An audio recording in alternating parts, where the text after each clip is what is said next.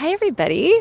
So it's been a while since I've done a vlog-like video, so I figured when in Rome, because I happen to be in Johns Creek, which if anyone remembers this is the suburb of Atlanta that I lived with Steve, and I came in to Johns Creek to visit a friend and make some art, as you will see in the vlog.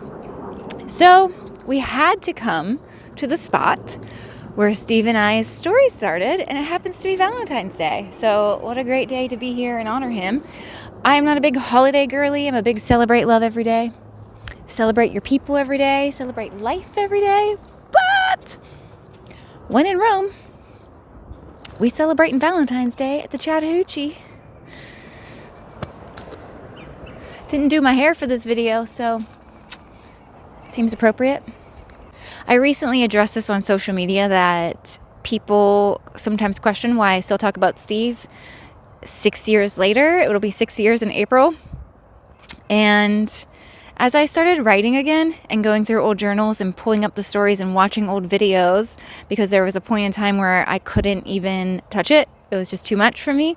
As I've started to dive into all of that again, a lot of stuff has come up, and I create space for myself to feel whatever I feel, and I'm not going to ever try to convince myself I should stop talking about Steve. Sometimes I look at my life as a permission slip.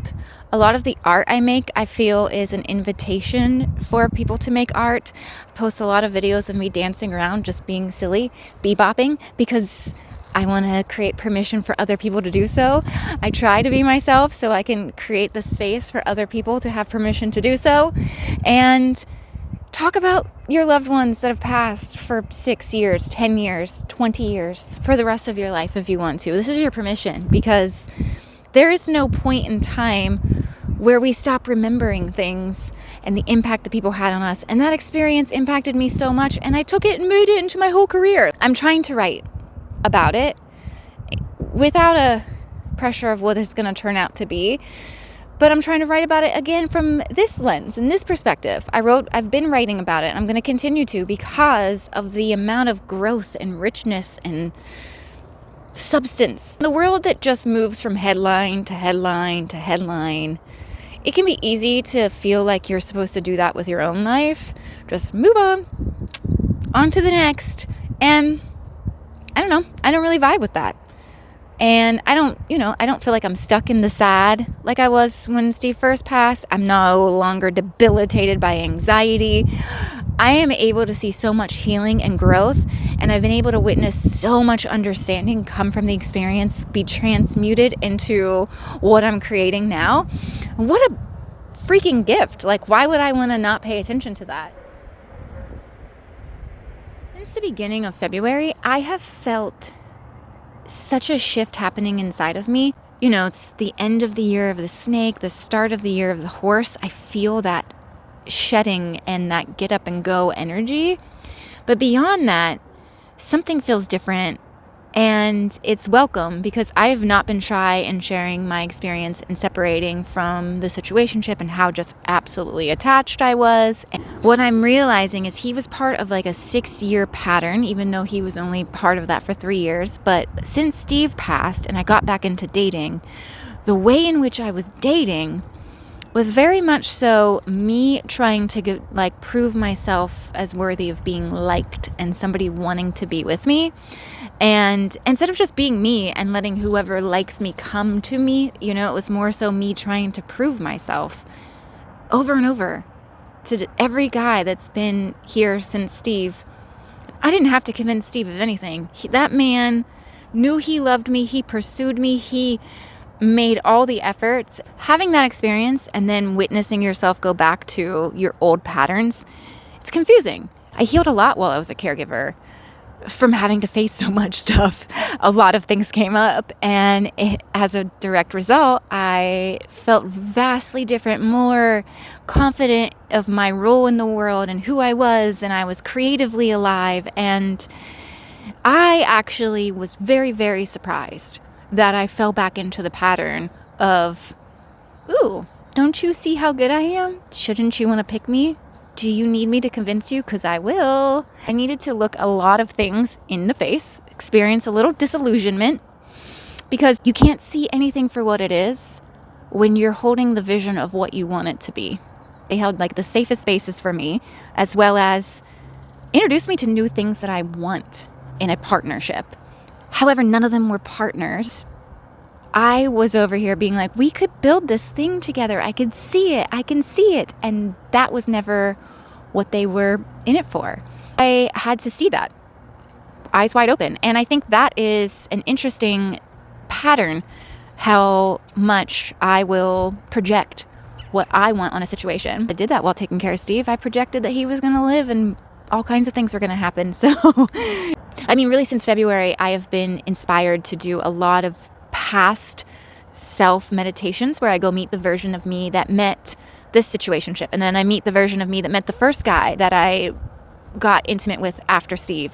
I had to talk to that version of me in a meditative space where I could say, hey, you don't have to try to convince people to see you. You can just be you. That actually gives you all your energy back, as well as space to create all of the things you're trying to create.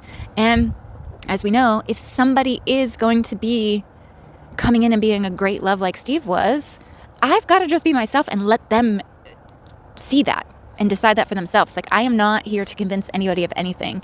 I did this meditation with myself who met my situationship about 3.5 years ago. And it was so profound because I could hear that version of me saying, he just seemed to light you back up. And I was afraid that if he left, that you would lose that. I didn't like the way it felt for the last bit because I was always anxious, always felt like I needed to try to grab his attention and his awareness and pull it back to me. And So since February, I have been feeling such a different presence in my own experience and who I am. And I'm so thankful because I've worked really a lot to get here.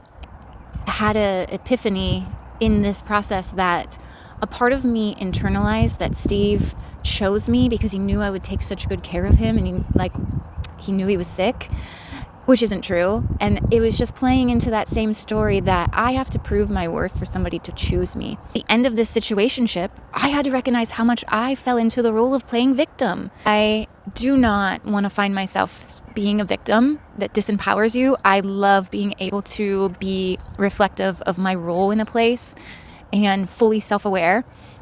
And yeah, I mean, while you're being fully self-aware, you have to also be self-aware of what the other people did, because the reason I kept going back to that situationship is my power of having full accountability.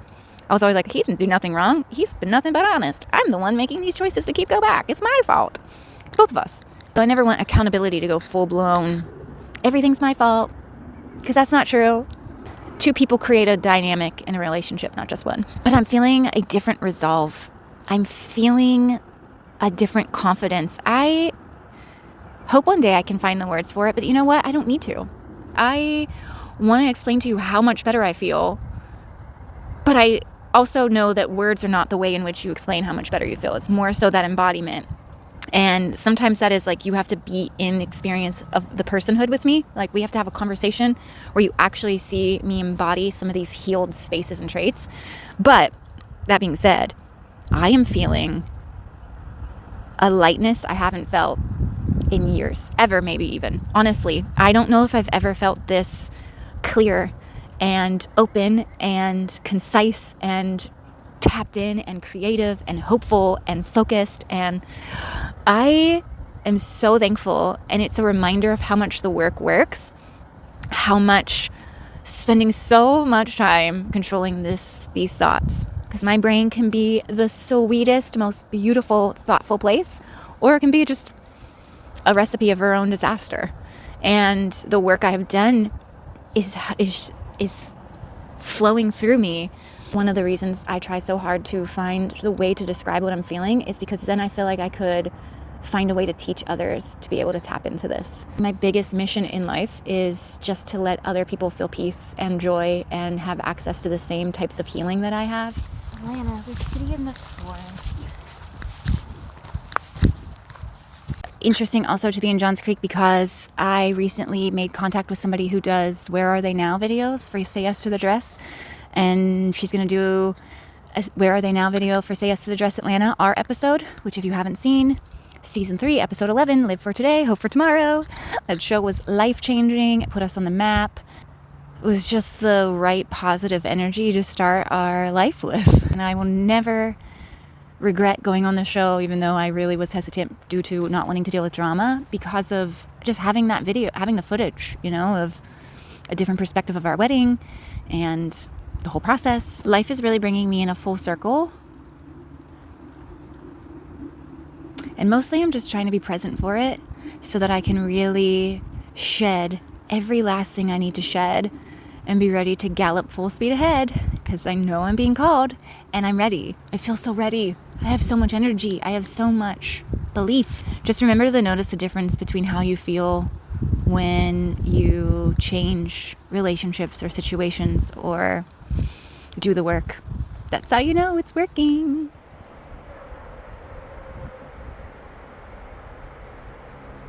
If you are interested in meditating with a past version of yourself, do some mindfulness, relaxation, the whole relax your jaw, relax your shoulders, relax your legs, relax your mind. And then I visualize a light filling me from my top of my head all the way down my body. And then before I have done the meditation, I will have looked at a picture of myself from whatever version of me I'm trying to go back and chat with.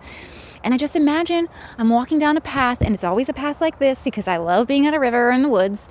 And I stumble upon that version of me, and I basically tell her whatever it is that I feel as if is still being held onto in our current reality. I'll know I'm done because I feel a shift.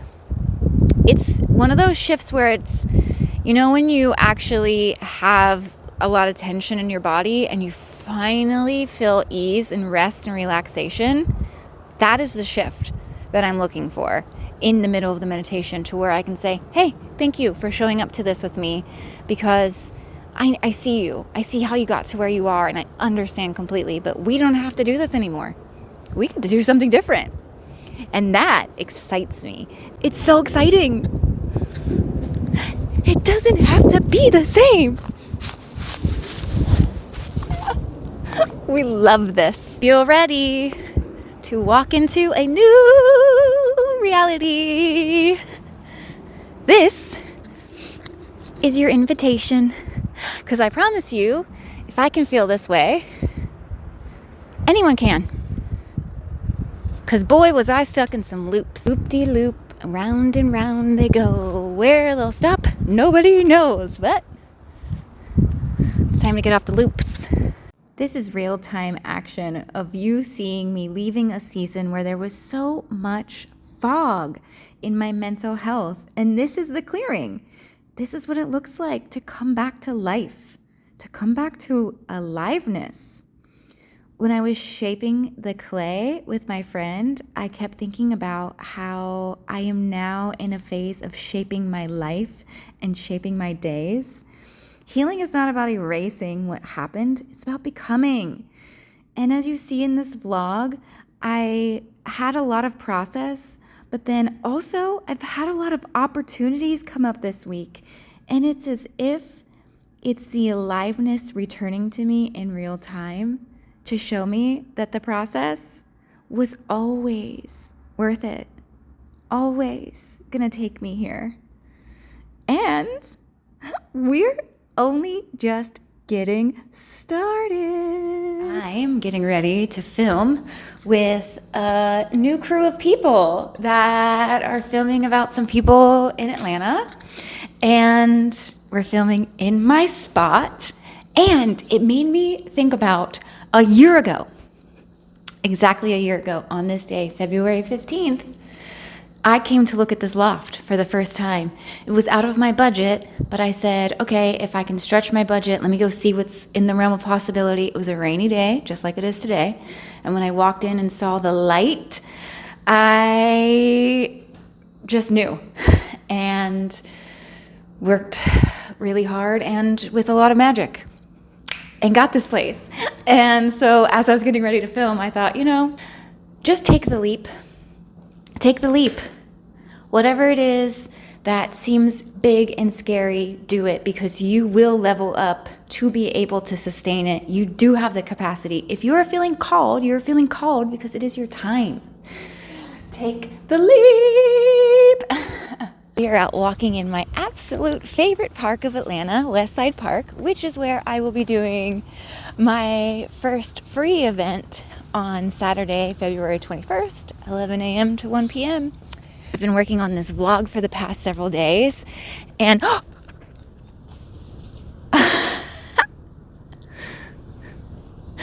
okay, City in the Forest, I see you. So many good things happened this week. It kind of got me all over the place.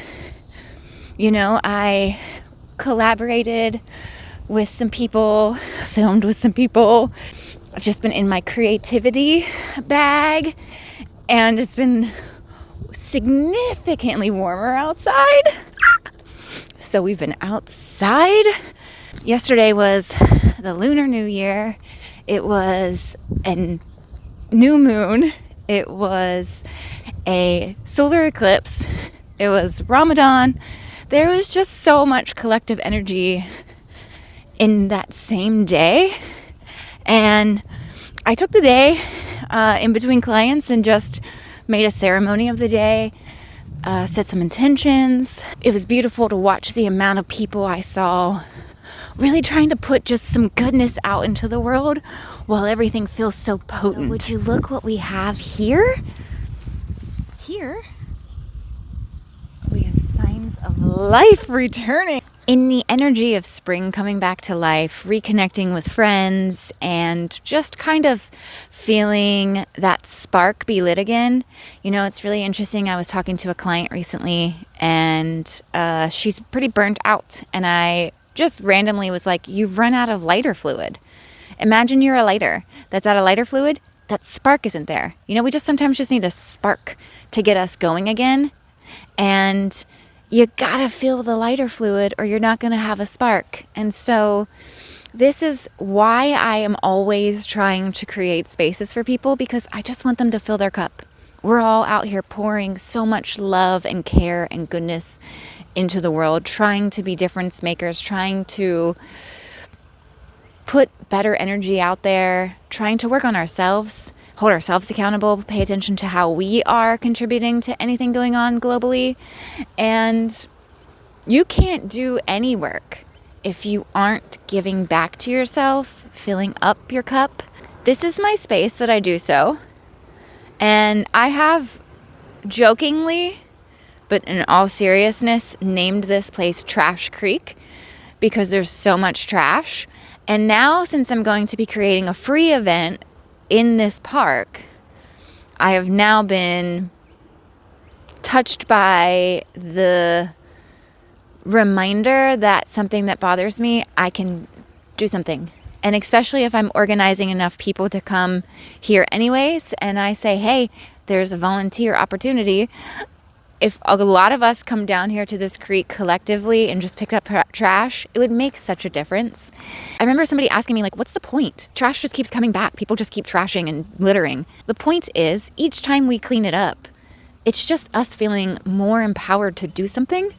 And it does collectively make a difference. I've seen the people who have gone to places and picked up trash every day and how much less littered they are. And those kinds of like acts, if people are watching you pick up litter, it's contagious. Energy is contagious. People watching people do things and taking actions into their own hands, it inspires them to actually feel like maybe I am the one person that can also contribute and make a difference. When I got to film with these guys this past week, we filmed for an hour, but we ended up talking for 6 hours because we just felt so aligned in our mission and the calling we have and just being creative brains.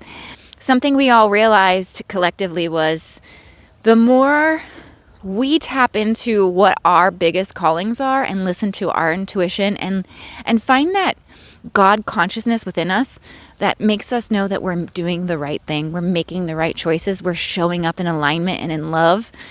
The one thing about nature is you can come out here and only choose to focus on the nature and miss the bird song, miss the sound of that stream, miss the oxygen, miss the fact that I'm seeing so many plants come back to life because spring is coming. Oh, I'm so happy. And then you could also come out and only focus on the good and completely close your eyes off to the bad. I am just here to remind everyone we live in an and world. Our capacity to hold space for both is what's really important, and it stretches us. It stretches us so open. But that is where our humanity lies. To be able to look and be like, this really hurts my soul. I hate seeing trash. But also listen to those birds. Look at the greenery coming alive. Listen to the stream. Water just keeps on flowing. It's both. We live in an and world. And this place right here demonstrates it very beautifully. Collectively, if we are all making some sort of momentum for just nature and life and love and unity and liberation and freedom for all and kindness, that ripple does matter. It matters. I know the loud is very loud, but you cannot allow it to silence you.